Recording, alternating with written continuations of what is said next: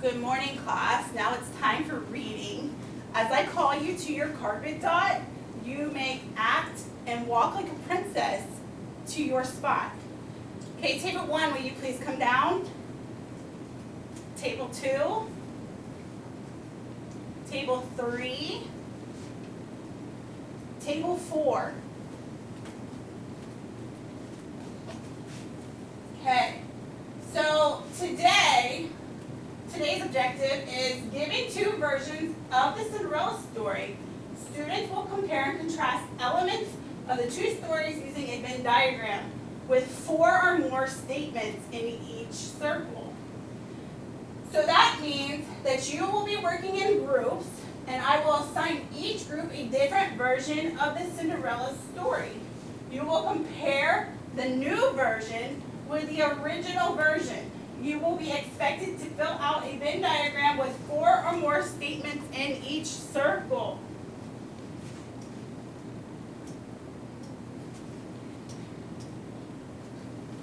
Okay, so raise your hand if you remember the original story of Cinderella that we used yesterday for our lesson. All right, good job. A lot of you remember this story. Now I would like you to find your partner for the week and sit by them. So please find your partners and sit by them. Okay.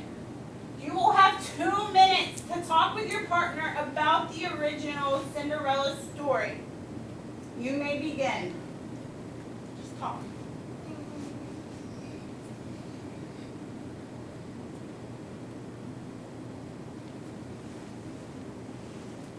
Good job.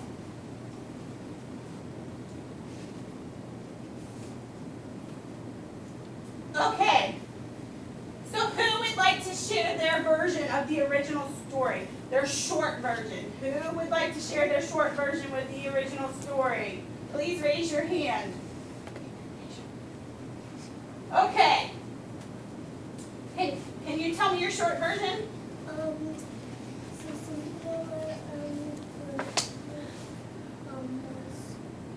a secret for her 2 sisters, and she once got locked in, and then she couldn't go to the ball.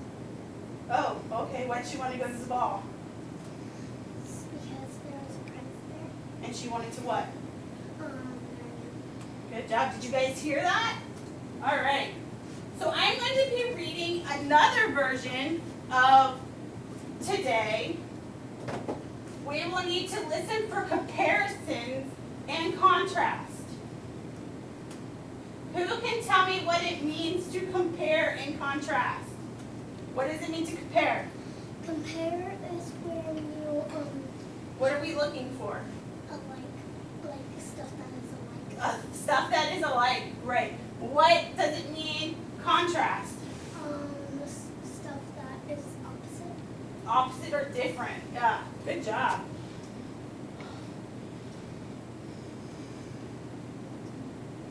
This is not calibrated.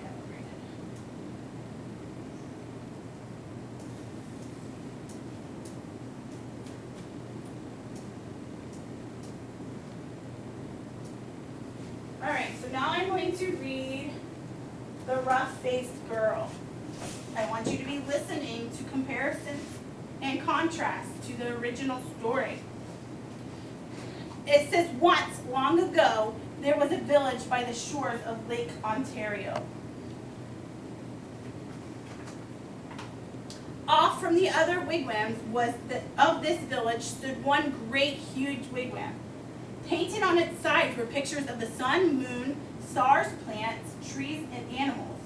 And inside this wigwam there was said to live a very great, rich, powerful, and supposedly handsome, invisible being. However, no one could see him except his sister, who lived there too. Many women wanted to marry this invisible being, but this sister said, only the one who can see him can marry him. Now, in this village, there lived a poor man who had 3 daughters. The 2 older daughters were cruel and hard-hearted.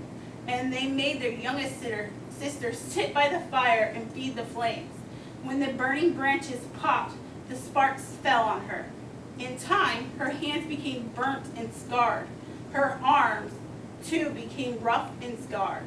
Even her face was marked by the fire, and her beautiful long black hair hung ragged and charred. And those two older sisters laughed at her, saying, "Ha, you're ugly, you rough-faced girl." And there made her life very lonely and miserable indeed.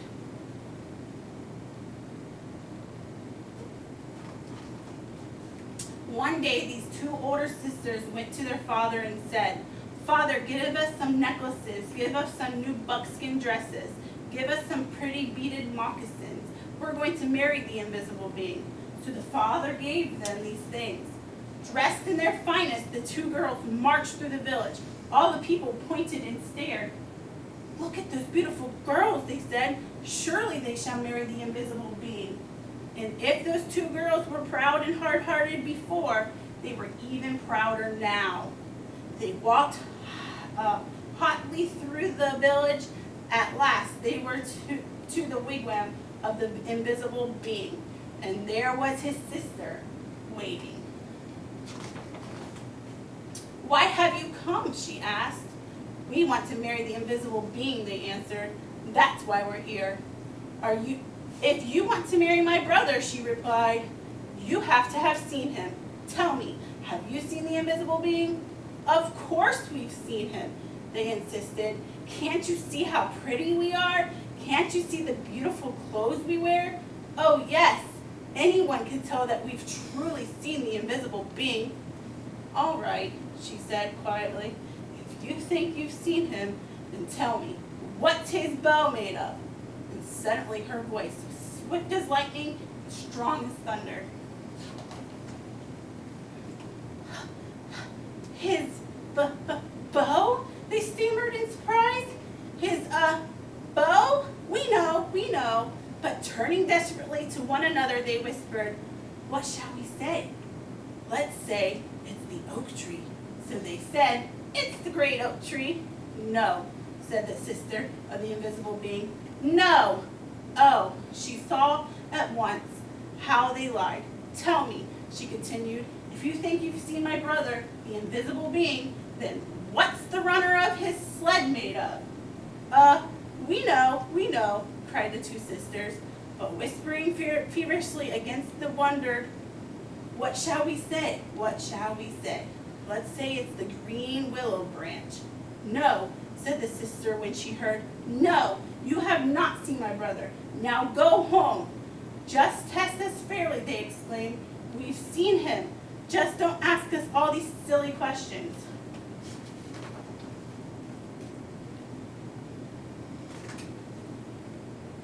The next day, the rough-faced girl went to her father and said, "Father, may I please have some beads? May I please have a new buckskin dress and some pretty moccasins? I am going to marry the invisible being, for wherever I look, I see his face." But her father sighed. "Daughter," he said, "I'm sorry, I have no beads left for you. Only some little broken shells. I have no buckskin dress, and as for moccasins, all I have left are the old, worn, cracked, and stretched out pair from last year, and they're much too big." But she said, "Whatever you can spare, I can use." So he gave her those things.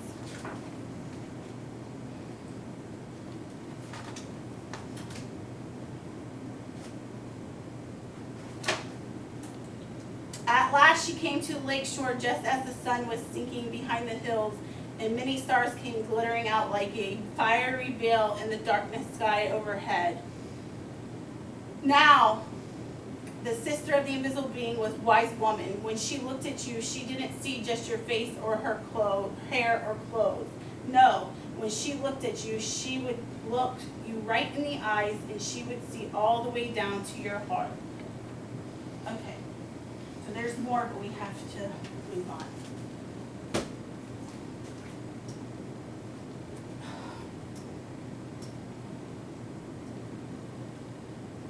All right, so now I'm going to fill out a Venn diagram to go along with the look this way. All right, since my pen isn't working, I have to actually write it on here, okay? So I'm gonna be over here.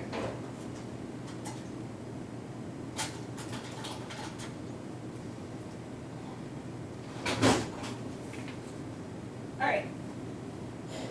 So I'm gonna compare and contrast the original story from yesterday with the story of the Indian version that we read today. I'm gonna start by comparing the main characters of both stories. Okay, so when I'm thinking about the two main characters, who are my two main characters? Alexis? Rough-faced girl and Cinderella. Good job, yes. Cinderella and Rough-Faced Girl. So when I'm thinking of them, I want to think, what do they look like? What can I compare and contrast for Cinderella and Rough-Faced Girl? How about their hair? Cinderella has what color hair? Raise your hand to answer. What color hair does Cinderella have? Yellow. Yellow. Good job. So yellow hair. What color hair does Rough-Faced Girl have? Black hair. So it's going to go over under.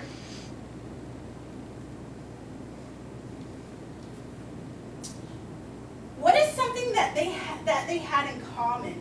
Let me think. Maybe do you think that the way they were treated were the same? Mm-hmm. How was Cinderella treated? Like nothing. Like nothing, like a servant, right? How was Rough-Faced Girl treated? Like a servant. So where would I put they were treated poorly? Where would I put it, Alexis? Both. In the middle, under both, right? So treated poorly. All right. Now I want you to do a turn and talk with your partner. I want you to turn to your partner and compare and contrast some other elements of these stories. I should hear you talking.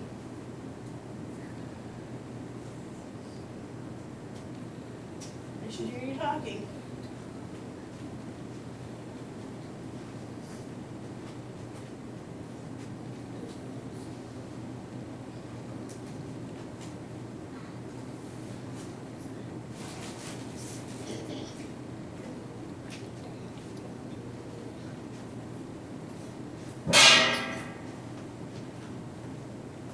All right, so now I'm going to hand you your whiteboard and marker. Okay, now we're going to compare and contrast. I'm going to tell you some statements. And if you think that it belongs on the Cinderella side, you write a C on your board. If you think it belongs on the Rough-Faced Girl side, you write an R. If you think it belongs in both, just write both, okay? So listen to my statements carefully. There were two evil sisters. Write it on your board. Two evil sisters. Does that belong in Cinderella, both, or Rough-Faced Girl?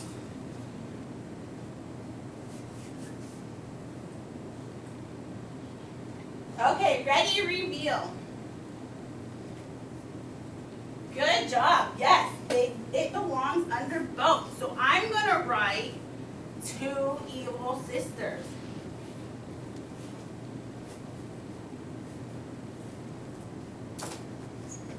All right. The main character wanted to marry an invisible man. The main character wanted to marry an invisible man. Where does that belong? Remember, you only have to write one letter. Ready? Reveal. Good job. You're right. That belongs under Rough-Faced Girl.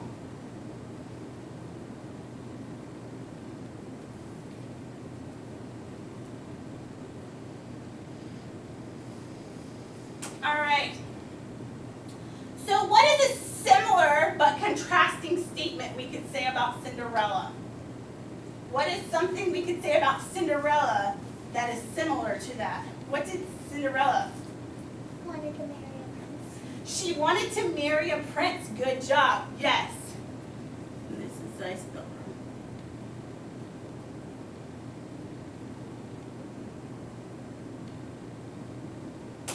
Good job. All right.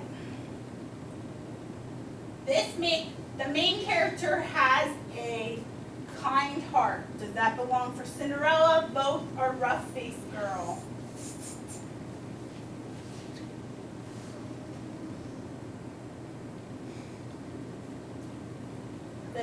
The main character had a kind heart.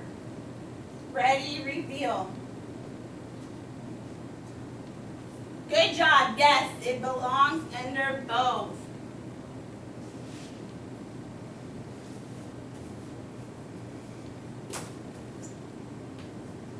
The main character went to the ball to see the prince. Ready, reveal. Yes, Cinderella went to the ball.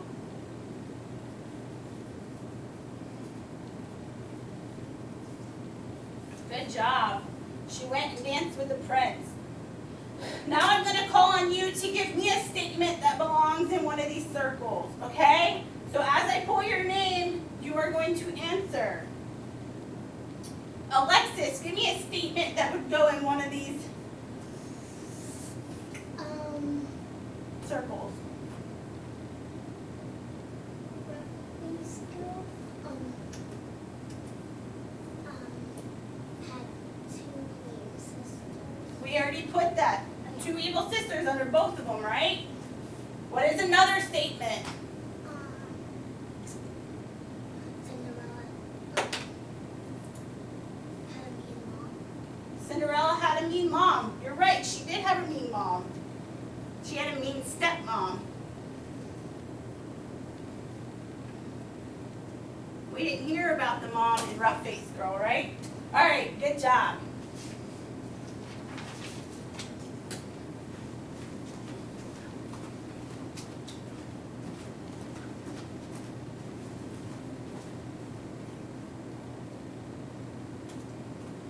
All right, so now you are going to work in your reading groups to compare and contrast two different versions of the Cinderella story. Each group has been provided with a copy of the original story and one from a different culture. You will work as a group to fill in your Venn diagram. You need 4 statements in each circle. Please read the rubric that is stapled. So I have a rubric. You guys are going to read it because this is how you are going to be graded, okay? Group leaders, please grab the materials for your group out of your colored bins. As I call your group color, please head to your work area. Please remember to follow classroom rules and keep your voice level at a 2. Red group, you may go. Blue group, green group, yellow group.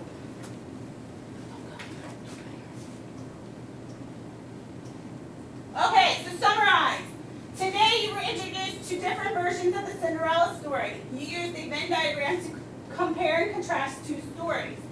While working in groups, you should have been able to compare and contrast elements of the story using a Venn diagram with 4 or more statements in each circle. Okay, so what did you learn today? Raise your hand, please. Alexis. That Rough-Faced Girl and Cinderella are pretty much almost the same. They're similar stories, you're right. Now, explain what it means to compare and contrast. It means to look what's alike and look what's opposite. Good job. Okay, what are some other stories we can maybe be able to compare and contrast? Finding Dory, those are really good similar movies, you're right. Finding Dory and Finding Nemo would be great for movies. Okay, so now turn to your neighbor and tell them what you liked or didn't like. If you liked, turn to your neighbor and tell them why you liked or didn't like this lesson. Okay, I like this lesson because it was funny and Good job, thank you.